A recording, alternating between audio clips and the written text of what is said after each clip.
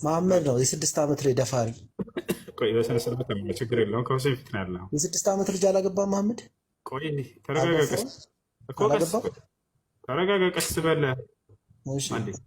ነቢዩ ሙሐመድ ሰለላሁ ዐለይሂ ወሰለም ኮሜንት ላይ አንድ ሰው እንዳትሳደቡ ደፈራት የሚል የተነገሩትን ነው እነሱ። እኔ እነዚህን አለቅሳቸውም ቀጣፊ ዲያቆኖች ናቸው ያሏቸው። አሁን እንደምታውቁት ውሸታቸውን እኛ ፊት መጥተው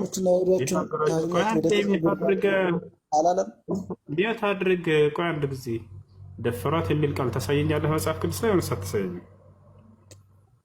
ህገ ወጥ በሆነ መንገድ አለ ቃል ታሳየኝ አንተ ውሸት ነው። ስለዚህ አዳምጥ። እናታችን አይሻ ነብዩ ሰለላሁ ዐለይሂ ወሰለም አስፋል እስኪ አዳምጥ መጀመሪያ አትናደድ። እኔ አሳይሃለሁ የምናገረው እናታችን አይሻና ነብዩ ሰለላሁ ዐለይሂ ወሰለም ህጋዊ የሆነ ትዳር አድርገው እንደሆነ ማስረጃ ልስጥህና ከዚያ የእስልምና ካስረዳሁ በኋላ ከዚያ በኋላ መጽሐፍ ቅዱስ ላይ ደግሞ የተናገርኩትን አሳይሃለሁ። እሺ ረጋብ ቃለት ራሷ እናታችን አይሻ የተናገረችው ነው የምሰጥህ። ቃለት ኡሙ ልሙእሚኒን ዓኢሻ ረዲየላሁ ዐንሃ ቃለ ሊየ ነቢይ ሰለላሁ ዐለይሂ ወሰለም አተርዳይን አን ተረዳችሁ። መጽሐፍ ቅዱስ ላይ ያለው ግን ክርስቲያን ካለ ነው እዚህ ማውራ፣ ከሌላችሁ ባላወራችሁ ይሻላል። በጣም የሚረብር ቃል ነው። ነቢያቶችን ማምላክን ዝሙት ያሰራል መጽሐፍ ቅዱስ ላይ። እሱን በማስረጃ ነው ማስረጃቸው። ክርስቲያን አለ እዚህ ጋር። እኛም ልንገራችሁ፣ እሺ አዳምጡ ምን እንደሆነ። ዳዊት የሚባል ነቢይ አለ መጽሐፍ ቅዱስ ላይ ከታች አለ። ዳዊት የሚባል ነቢይ አለ። ይህ ዳዊት አንድ ወታደር ነበረው፣ ንጉስም ነው። ከወታደሮቹ መካከል አንድ ወታደሩ ዳዊት ምን አደረገ? የወታደሩ ሚስት ሸዋር ስትወስድ አያት ይላል። እግዚአብሔር ነው የሚነግረን መጽሐፍ ቅዱስ ላይ። ሸዋር ስትወስድ አያትና በሰገነቱ ላይ እየተዘዋወረ ምናምን እዛ ቤተ መንግስት አያት፣ ራቆቷን ሸዋር ስትወስድ። ከዚያ በኋላ ዳዊት ጠየቀ፣ ማናትች ሴት ብሎ ጠየቃቸው ሰዎች። እቺማ የኦሪዮ ሚስት ነች አሉት። አምጧት አምጧት በለቅ አለ። አረ ባላላት አልሰማችም፣ አምጧት። ከዚያ ይዘው አመጡለት። ከዚያ መጡለትና ቤት አስገባት፣ ተገናኛት። ዝሙት ማለት ይሄ ነው። የሰው ሚስት አመጣና ተገናኛት። ማን? ዳዊት። ገብቶቻል አይደል? ተገናኛትና ከዚያ በኋላ ታሪኩ ረዘም ይላል። ያ ኦሪዮ መጣና ሚስቴን እንፈልጋለሁ ብሎ ሲመጣ አስካሪ መጠጥ አጠጣውና አሰከረው። ማን? የእግዚአብሔር ነቢይ ዳዊት። ሄዶ ወደ ቤትህ ምናምን ብለው እንዲህ ሲል ጊዜ መጨረሻው እንደገና አስገደለው። ማን? ምንድን ነው? ተረት ተረት ነው እንዴ? መጽሐፍ የተረትነው መጽሐፍ እያነበብኩ ነው። አንድ አዳምጥሽ ልጨርሰን። እንዲጨርስ አይደለም እያወራ አሳይሃለሁ። አዳምጥ። ቤት አድርጋለሁ መሰከሩ። በራሳቸው አንደበት ተረት ተረት መሆኑን መሰክር መጽሐፍ ቅዱስ። አንድ ጊዜ ቤት አድርግ። እውነት ነው፣ ወላሂ እውነት ነው። ተረት ተረት ነው። ምክንያቱም ነብያቶችን ያክል ዝሙት ሰርተዋል ብሎ የሚናገር መጽሐፍ የተረት ተረት መጽሐፍ ካልሆነ ተረት ተረት ምን እንደሆነ አላውቅም። የቱ ጋ ነው እሱ እንደዛ የሚለው? አባቴ ምንድን ነው እሱ? አውጥቼ አሳይሃለሁ። ራስህ ፈጥረህ አታውራ። ፍጥር አይደለም። አንድ ጊዜ ታገስ። እሺ ላስፈቅድህ። አንድ ጊዜ ታገስ። ከዚያ በኋላ ምን አደረገ? ዳዊት ኦሪዮን አስገደለው። ለምን? ያችን ሴት በዛው ለገሉ ሊያስቀራት ማለት ነው። ዳዊት ተመልከቱ፣ ታች አለ አይደል? አስቀራት እዛው። ማን ነው እሱን? ባሏን አስገደለው። ሰላሙን አባቴ ሰላሙን። ዝም ብለህ አታውራ። ና አውጥቼ አሳይሃለሁ። ና ወዴትም እንዳትሄድ፣ ወላሂ አሳይሃለሁ። እንዳትወርድ አሳይሃለሁ። እኔ ከራሴ አንዳች አልናገርም፣ እንዳነበብኩ እናገራለሁ። ንግግሬም ቅን ነው፣ በማስረጃ እንጂ በማስረጃ አልናገርምና። በራሱ ጊዜ ወረደ። ግን ታች ምናምን ሆነህ ታያለህ እንዴት እንዳስገደለው። በጣም በሚያሳዝን ሁኔታ ዳዊት ወታደሩን ሊያስገድለው ነው። ሚስቱንም ደፍሮበት ተገናኝቶበት፣ ከዚያ በኋላ ደግሞ እሱንም ሊያስገድለው ነው። ለምንድን የሚያስገድለው መሰላችሁ? ያችን የተገናኛትን ሴት ዳዊት ለራሱ እዛው ለግሉ ለማስቀረት። እንዴት አስገደለው? ዳዊት ደብዳቤ ጻፈ። ገብታችኋል? አሳያችኋለሁ። አንድ ልጨርስላችሁ። ዳዊት ደብዳቤ ጻፈ። የምን ደብዳቤ? ጦርነት አድርጎ የሚል ደብዳቤ ጻፈና ኦሪዮን ከጦርነቱ መጀመሪያ ፊት ለፊት አሰልፉት የሚል ደብዳቤ ጻፈ። ከዚያም በኋላ ምን አደረገ? ከዚያም በኋላ ኦሪዮን መጀመሪያ ከፊት ጻፉት አስቀምጡት ካለ በኋላ ልክ ጠላት መጥቶ ሊያጠቃቸው ሲል እናንተ ወደኋላ ፈግፍጉ አላቸው ዳዊት የሚል ደብዳቤ ጻፈ። ገብቷቸዋል አይደል? ከዚያ በኋላ ኦሪዮን እንዲገደል ማለት ነው። ይሄን ደብዳቤ ጽፎ የጦርነቱን ስትራቴጂ ዳዊት ለማን ይሰጠዋል መሰላችሁ? ለሚስኪን ለኦሪዮ ሰጠው። ጥቅልል አድርጎ ይህን ደብዳቤ ሄድና ላለቃ ስጥለዋል። ተመልከቱ። ኦሪዮ ምስኪን ይህን ደብዳቤ ይዞ ሄደ። የሚያስገድለው ደብዳቤ ነው። አላየም። ወስዶ ለማን ይሰጣል? ለአለቃው ይሰጣል። ሲያየው ጊዜ አለቃው የታዘዘውን ነው የሚፈጽመው። እርሱ ምን አደረገ? ጦርነት አዘዘ። ከዛ ኦሪዮን ምን አለው? ከፊት ተሰለፍ አንተ አለው። ቦታቸው አለ ከፊት ተሰለፈ። ልክ ጠላት ሲመጣ ጊዜ ወደኋላ ፍግፍገው እነሱ ተመለሱ። ኦሪዮ ተገደለ። በዚህ እግዚአብሔር ተቆጣበት ይላል መጽሐፍ ቅዱስ። ከዚያም እግዚአብሔር በምን ቀጣው? ያ ጀማ በምን የሚቀጣ ይመስላችኋል? ዳዊትን ምን አለው? ዳዊት ሆይ አለው በኦሪዮ ላይ ባደረግከው በደል ተቆጥቼብሃለሁኝ እና ምን አድርግሃለሁ አለው? በቤትህ ክፉ ነገር አስነሳብሃለሁኝ አለው። በቤትህ ክፉ ነገር አስነሳብሃለሁኝ አንተ የኦሪዮን ሚስት በድብቅ ተገናኝተሃልና አለው። እግዚአብሔር በምን እንደሚቀጣው እኔ ደግሞ የአንተን ሚስቶች በጠራራ በፀሐይ በገሃዱ ከሌላ ሰው ጋር እንዲተኙብህ አደርግብሃለሁ አለው። የዳዊትን ሚስቶች ያስደፈረበት በዚህ ቀጣው እግዚአብሔር። ዳዊት ዝሙት ሰራ፣ እግዚአብሔር ዝሙት አሰራ። በማን ሚስቶች ላይ? በዳዊት ሚስቶች ላይ ንጹሐን ሴቶችን አስደፈረበት ወስዶ። ከዚያ በምን ጨመረለት መሰላችሁ? የዳዊትን ልጅ ሕፃኑ ልጅ ገደለበት። እግዚአብሔርም ሕፃኑን ቀሰፈው አለ። ሕፃኑ ልጅ ገደለበት። ያጠፋው ዳዊት ሆኖ ሳለ ተመልከቱ፣ የዳዊትን ሚስቶች ምስኪኖቹ ምንም ጉዳዩ ላይ የሌሉበትን አስደፈራቸው እግዚአብሔር። ከዚያ ሕፃኑ ልጅም ገደለበት። ቀጣሁ ባለው እግዚአብሔር። ተመልከት፣ ያሰላም እግዚአብሔር ዝሙት ያሰራል ማለት ነው። በማን ሚስቶች ላይ? በዳዊት ሚስቶች ላይ። ማስረጃ አላሳያችሁ፣ ከራሴ አንዳች አልናገርም። ኑ ላሳያቸው አወጥቼ ያንዳንዱን ታሪክ። ከመጀመሪያው ታሪኩን ተከታተሉ። እንዲህም ሆነ ይላል፣ በዓመቱ መለወጫ ነገስታት ወደ ሰልፍ በሚወጡበት ጊዜ ዳዊት ኢዮአብን ከእርሱም ጋር ባሪያዎቹን እስራኤልንም ሁሉ ሰደደ። የአሞንም ልጆች አገር አጠፉ፣ ረባትንም ከበቡ። ዳዊት ግን በኢየሩሳሌም ቀርቶ ነበር። እንዲህም ሆነ ወደ ማታ ጊዜ ዳዊት ከምንጣፉ ተነሳ፣ በንጉሥም ቤት በሰገነት ላይ ተመላለሰ። በሰገነቱ ላይ አንዲት ሴት ስትታጠብ አየ። ማን? ዳዊት ሻወር ስትወስድ አያት። ሴቲቱ መልከ መልካም ነበረች አለ እግዚአብሔር፣ በጣም ቆንጅዬ ነበረች። ከዚያስ ዳዊትም ልኮ ስለ ሴቲቱ ጠየቀ። ሻወር ስትወስድ አይቷት ማነች ይህች ሴት ብሎ አስጠየቀ። አንድ ሰውም ይህች የኤልያብ ልጅ የቄትያዊው የኦሪዮ ሚስት ቤርሳቤህ አይደለችምን አለ። የሰው ሚስት ነች ብለው ነገሩት።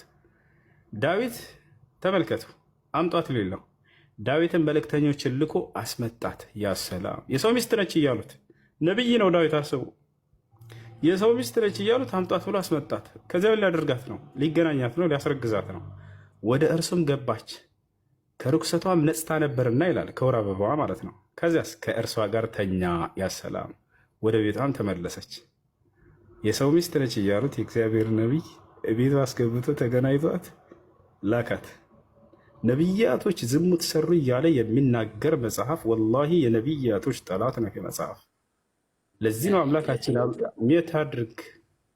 ተሳስቻለሁኝ መናገር የምትፈልገው አለ አላህ አንዴ ተከታተሉ። ወደ ቤቷም ተመለሰች፣ ሴቲቱም አረገዘች አለ። የሰው ሚስት አስረገዘ። ወደ ዳዊትም አርግዣለሁ ብላ ላከችበት። አርግዣለሁኝ አለችው። ከዛም ሊያደርግ ነው ዳዊት የግዴታ ይችን ሴት ሊያስቀራት ነው። ከዚያ በኋላ ባሏን ሊያስገድልባት ነው። አሁን ተመልከቱ። ዳዊትም ወደ ኢዮአብ ቄትያዊው ኦሪዮን ስደድልኝ ብሎ ላከ። ዳዊት ባሏን አስጠራ። አሁን ዳዊትም ወደ ኢዮአብ ቄትያዊውን ኦሪዮን ስደድልኝ ብሎ ላከ። ኦሪዮ ማን ነው? የሴትዮዋ ባል ነበር። ኢዮአብም ኦሪዮን ወደ ዳዊት ሰደደው፣ ሂድ አለው። ኦሪዮም ወደ እርሱ በመጣ ጊዜ ዳዊት የኢዮአብን የሕዝቡን ደህንነት ሰልፉንም እንዴት እንደሆነ ጠየቀው። ባሏን ጠየቀው፣ አስረግዞበታል፣ ሚስቱን ማለት ነው። ዳዊትም ኦሪዮን ወደ ቤትህ ሂድ፣ ቀጥል ከዚህ እያለ ነው። ሂድ ወደ ቤትህ አለው ዳዊት። እግርህንም ታጠብ አለው።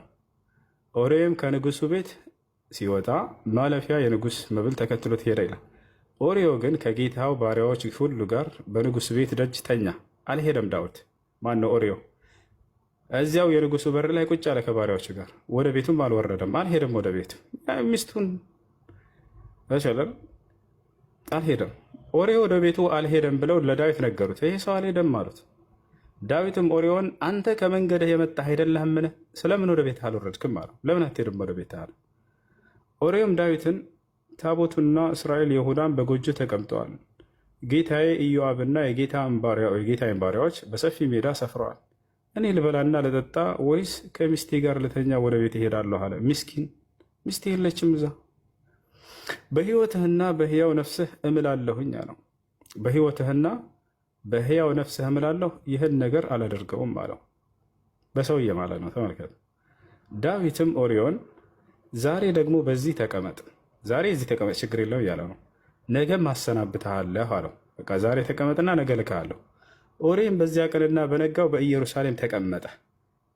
በዳዊት ግዛት ስር የሚተዳደር አንድ አስተዳዳሪ ነው። ኦሪዮ ደግሞ አንድ ወታደር ነው። ገብታችኋል አይደለ? አለቃው ነው። ጌታዬ ይለዋል ኦሪዮ ኢዮአብን። ዳዊት ደግሞ ከኢዮአብ በላይ ነው። ገብታችኋል? በነጋም ጊዜ ዳዊት ለኢዮአብ ደብዳቤ ጻፈ፣ በኦሪዮ እጅ ላከው። ተመልከቱ። ደብዳቤው ምን መሰላችሁ? ቅድም እንደነገርኳችሁ ኦሪዮን ሊያስገድለው ነው ዳዊት። በደብዳቤውም ኦሪዮን ጽኑ ሰልፍ ባለበት በፊተኛው ስፍራ አቆሙት፣ ተመትቶም ይሞት ዘንድ ከኋላው ሽሹ ብሎ ጻፈ። ተመልከቱ። ዳዊት ደብዳቤ ጻፈ። ለማን? ለኢዮአብ። ደብዳቤውን ለማን ሰጠው? ለኦሪዮ ሰጠው። ደብዳቤው ላይ ምን ይላል? ጦርነት አዘጋጁ፣ በጦርነቱ ላይ ከፊት ለፊት ማንን አስቀምጡት አለ? ኦሪዮን አስቀምጡት፣ ተመቶ እንዲሞት አለ። ሊያስገድለው ነው። ነቢይ ነው። ተመልከቱ።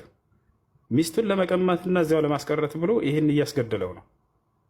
ሊያስገድለው ደብዳቤ ላከበት። ሚስኪን ኦሪዮ ይህን ደብዳቤ ጠቅልሎ ይዞ ሄደ። ራሱን የሚያስገድል ደብዳቤ አስቡት። ኢዮአብም ከተማይቱን በከበበ ጊዜ ጀግኖች እንዳሉበት በሚያውቅበት ስፍራ ኦሪዮን አቆመው። ተመልከቱ። ኦሪዮን ለማስገደል ነው። ጀግኖች ባሉበት ስፍራ ሂድና ቁም አለው። እሱን አስቆመው። የከተማይቱም ሰዎች ወጥተው ከኢዮአብ ጋር ተዋጉ። ከዳዊትም ባሪያዎች ከህዝቡ እያንዳንዱ ወደቁ። ኬጢያዊው ኦሪዮም ሞተ ይላል። ደግሞ ሞተ፣ ተገደለ።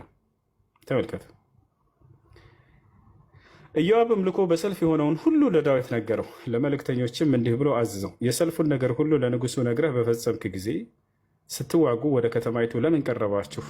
ከቅጥሩ በላይ ፍላጻ እንዲወረወር አታውቁምን? እያለ ተናገረ። አሁን በዚህ ምክንያት እግዚአብሔር ምን እንደሚያደርግ ተመልከቱ። እግዚአብሔርም እንዲህ ይላል አለ፣ እነሆ ተመልከቱ። ዳዊትን ሊቀጣው ነው። ዳዊት ከመጀመሪያ ጀምሮ ላንብላቸው። ናታንም ዳዊትን አለው፣ ያ ሰው አንተ ነህ። የእስራኤል አምላክ እግዚአብሔር እንዲህ ይላል፣ በእስራኤል ላይ ንጉሥ ልትሆን ቀባሁህ፣ ከሳኦልም እጅ አዳንኩህ እያለ ይናገራል። እሺ፣ የጌታህንም ቤት ሰጠሁህ፣ የጌታህንም ሚስቶች በብብትህ ጣልኩልህ። እግዚአብሔር ለዳዊት ሚስቶችን ጣልኩልህ እያለው ነው። ሚስቶችን ሰጥቶታል። ከአንድ በላይ እግዚአብሔር ይሰጣቸው ነበር። የእስራኤልና የይሁዳን ቤት ሰጠሁህ፣ ይህም አንሶ ቢሆን ኖሮ ከዚህ የበለጠ ጨምርልህ ነበር አለው። እንግዲህ ሚስቶችን ሰጥቻለሁ፣ ከዚህ በበለጠ ጨምርልህ ነበር። አሁንስ በፊቱ ክፉ ትሰራ ዘንድ የእግዚአብሔርን ነገር ለምን አቃለልክ? ኬጢያዊውን ኦሪዮን በሰይፍ መትሃል፣ ሚስቱንም ለአንተ ሚስት ትሆን ዘንድ ወስደሃል እያለው ነው እግዚአብሔር። እርሱንም በአሞን ልጆች ሰይፍ ገድልሃል። ስለዚህ አቃለኸኛልና የኬጢያዊ የኦሪዮ ሚስት ለአንተ ሚስት ትሆን ዘንድ ወስደሃልና ለዘላለም ከቤትህ ሰይፍ አይርቅም አለው። አሁን እግዚአብሔር ተመልከቱ፣ እዚህ ጋ ነው የእግዚአብሔር ቅጣት። እግዚአብሔር እንዲህ ይላል፣ እነሆ በቤትህ ክፉ ነገር አስነሳብሃለሁኝ አለው። በቤትህ ክፉ ነገር አስነሳብሃለሁ። ከዚያ ምን ያደርገዋል? ሚስቶችህንም፣ የዳዊትን ሚስቶች ማለት ነው፣ በዓይንህ ፊት እወስዳለሁኝ አለ። ከዚያስ ምን ሊያስደርግበት ነው? ለዘመድህም እሰጣቸዋለሁ፣ በዚችም ፀሐይ ዓይን ፊት ከሚስቶችህ ጋር ይተኛል አለ። አላሁ አክበር። የዳዊትን ሚስቶች ወስዶ ለዘመዱ ሊያስደፍርበት ነው። ይወታቸው ያለ ነው። ማን? እግዚአብሔር። ሚስቶችህን ከአንተ ወስጄ ለዘመድህ እሰጥብሃለሁ፣ ከእነርሱም ጋር ይተኛታል አለው። ለምን? አንተ ይህን በስውር አድርገኸዋል አለ። እኔ ግን ይህን በእስራኤል ሁሉ ፊትና በፀሐይ ፊት አድርገዋለሁ፣ በአደባባይ ያስደፍርብሃለሁ እያለ እየዛተበት ነው። ይሄን አስደረገበት እግዚአብሔር። እንዴት ነው አምላክ ያጠፉ ሰዎችን በዝሙት የሚቀጣባቸው? ይሄ በፍጹም ወላሂ ላዚም ይህ አምላክ በፍጹም አያደርገውም። አንተ የሰው ሚስት ደፍረሃልና ከዚያ በምን ቀጣው? ያንተን ሚስት ደግሞ ያስደፍርብሃለሁ። ያስቡት። ፍርድ ቤት ለምሳሌ አንድ ሰው ሚስቱ ተደፈረችበትና ሊከስ ሄደ። የፍርድ ቤቱ ዳኛ ይህን ሰማና ሚስት የተደፍራብኝ ምናምን አለው የተደፈረበት ሰው። ከዚያ ምን አደረገ? ደፋሪውን ጠራው። ከዚያ ምን አደረገ? ደፋሪውን ጠራውና ሚስቶቹን አስጠራ። ያንተን ሚስት ያንተ የሱ ሚስት ደፍረሃልና እኔ ደግሞ ያንተን ሚስት አስደፍርብሃለሁ ብሎ የሆነ ሰው አዘዘና ድፈርበት አለው። ይሄ ቅጣት እንዴት ነው? ኃጢአትን በኃጢአት መቅጣት። ኃጢአት ሰራ አይደለ ዳዊት? ከዚያ ምን አደረገ? የዳዊት የሰው ሚስት ደፈረ። እግዚአብሔር ደግሞ የዳዊትን ሚስቶች አስደፈረበት ለሌላ ሰው። ውሸት ነው ምዕራፍ ቁጥር የምትሉ ልጆች ወላሂ ላዚም ውሸት አይደለም፣ መጽሐፋቸው ላይ ያለ ነገር ነው። ምዕራፍና ቁጥሩ ልስጣችሁ። ከመጀመሪያው ታሪኩን ታገኙት ዘንድ የት ታገኝታላችሁ? መጽሐፈ ሳሙኤል ካለ ምዕራፍ 11 ከቁጥር 1 ጀምራችሁ አንብቡት። እግዚአብሔር መሀይም ነው ምናምን አትበሉ። ኮሜንት ላይ አትሳደቡ። ስድብ ሳይሆን መሳሪያ የለባቸውም። ስድብ አይደለም። እኔ አሁን ይህን ስነግራቸው ጊዜ ምንድን ነው ነቢዩ ዳዊት ከዚህ ንጹህ ነው። ገብታችኋል አይደል? አምላካችን አላህ በቁርአን ላይ በጣም ያወድሰዋል። ኒዕመል ዓብድ ይለዋል አላህ። ምንኛ ያማረ ባሪያዬ ነው ዳዊት እያለ ይናገርለታል። በጣም የተመረጠ የአላህ መልእክተኛና የአላህ ምትክ ነው በምድር ላይ። ያ ዳውድ ኢና ጀዐልናከ ኸሊፈተን ፊል አርድ ይለዋል አላህ። ዳዊት ሆይ እኔ በምድር ላይ የእኔ ምትክ አድርጌሃለሁ እያለ የተናገረለት ታላቅ ሰው ነው። ገብታችኋል አይደል? ነገር ግን ይህን አይሁዲዎች ናቸው የጻፉላችሁ። አይሁዲዎች ራሳቸውን ንጹህ አድርገው ነቢያትን አቆሽሸው ነው የተናገሩት። ዳዊትን ካቆሸሹት መካከል ነው። እንኳን ይህን አይደለም ክርስቶስን የተረገመ ነው ብለዋል። ክርስቶስን ትል ነው ብለው ጽፈዋል። ክርስቶስን በግ ነው ብለው ጽፈዋል። ክርስቶስ ሰዎችን እናንተ ደናቁርት ደንቆሮ እያለ ይሳደባል ብለው ጽፈዋል። ልክ እንዲሁ ነቢያቶችን ዳዊት ማን ነው አሮን ለህዝበ እስራኤል ጣዖትን ሰርቶ አስመልኳል ብለው ጽፈዋል። አላህ በቁርአን ላይ በፍጹም ሃሮን ያንን አልሰራም ሳሚር የሚባል ሰው ነው የሰራው ብሎ ነቢያቶችን ክብራቸውን ጠብቀውላቸዋል። ሰለሞን አምላኩን እንደካደ እግዚአብሔርን ክዷል ብለው ጽፈዋል። የሚገርማቸው ነገር ግን አላህ በቁርአን ላይ መጣና ምን አለን? ወማ ከፈረ ሱለይማን አለ። ሰለሞን በፍጹም አልካደም፣ ውሸታቸውን ነው አለ። ስለዚህ በነቢያቶች ላይ የተዋሸ ውሸት ነው እንጂ ዳዊት ወይንም ዳውድ ወላሂ ለአዚም ይህንን አልሰራም። አምላክም የዳዊትን ሚስቶች አላስደፈረም በፍጹም። ይህ አይሁዲዎች የጻፉት በነቢያት ላይ የቀጠፉባቸው ቅጥፈት ነው። ስንት አምላክ ነው የምታመልከው? ስንት አምላክ ነው የምታመልከው? ድንጋይን አይደለም። መጽሐፍ ቅዱስ ላይ ኢየሱስ ክርስቶስን ድንጋይ ይለዋል። ላሳየህ ማስረጃ ትፈልጋለህ?